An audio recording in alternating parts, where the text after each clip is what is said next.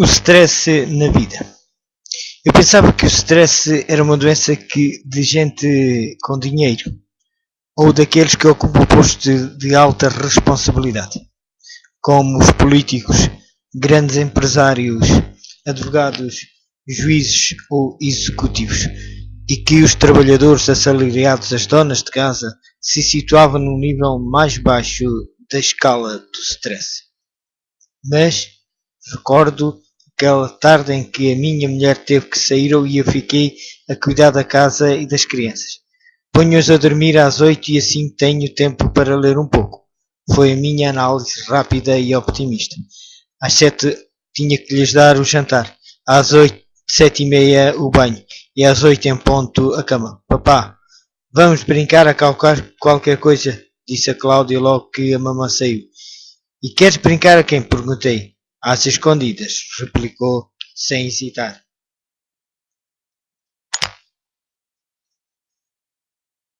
Talvez fosse a brincadeira ideal para uma criança de 6 anos, mas eu tinha grande disposição para isso. Assim não aceitei a proposta. O Henrique, que então tinha 3 anos, trouxe-me uns carrinhos para o sofá e isto parecia mais razoável. Assim comecei a brincar aos carrinhos com ele. De repente ouço a Cláudia gritar em soluços. Não é justo. Com ele tu brincas e comigo não.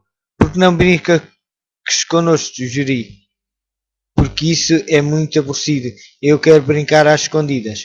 Ou a outra coisa, mais divertida. Está bem. Joguem ao que quiserem e deixem-me sossegado. Mas na realidade o panorama não mudou. O Henrique sentou-se na minha perna e começou a montar a cavalo. E quando a Cláudia o viu, de um salto posto na outra para fazer o seu próprio cavalinho. Aí vocês estão a magoar-me.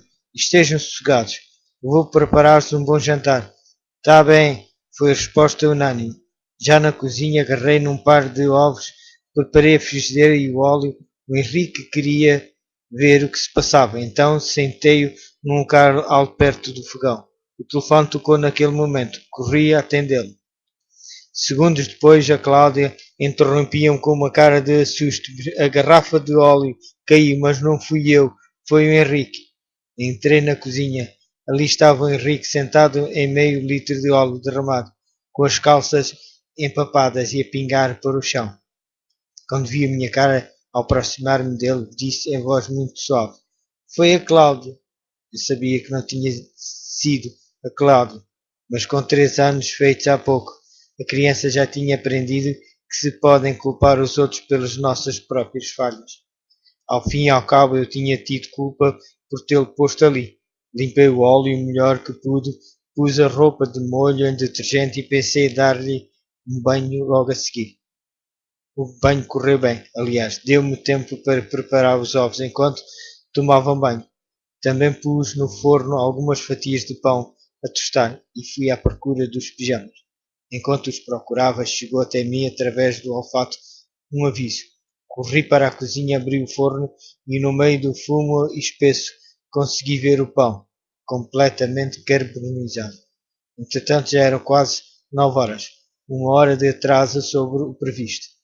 Após uma pequena discussão, pois os meninos negavam-se a ir para a cama, contei uma história ao Henrique que permaneceu tranquilamente deitado.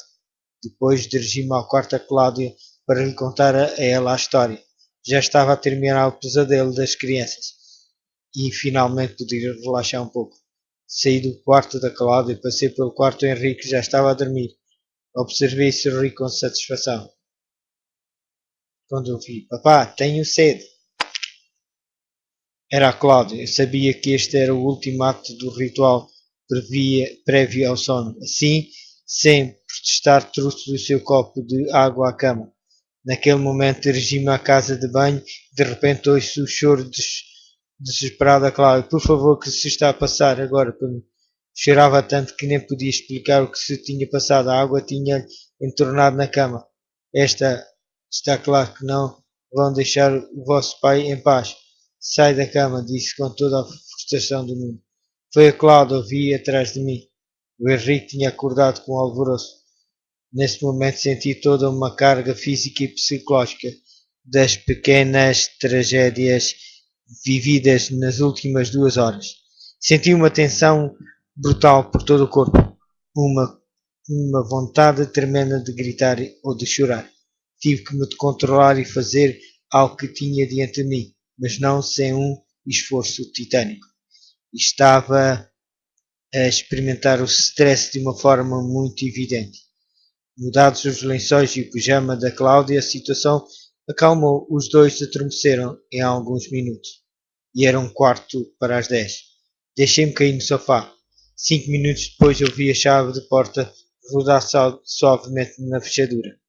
Era a minha mulher que regressava. Ao entrar na sala com um sorriso alegre e franco disse: Que silêncio, que tranquilidade!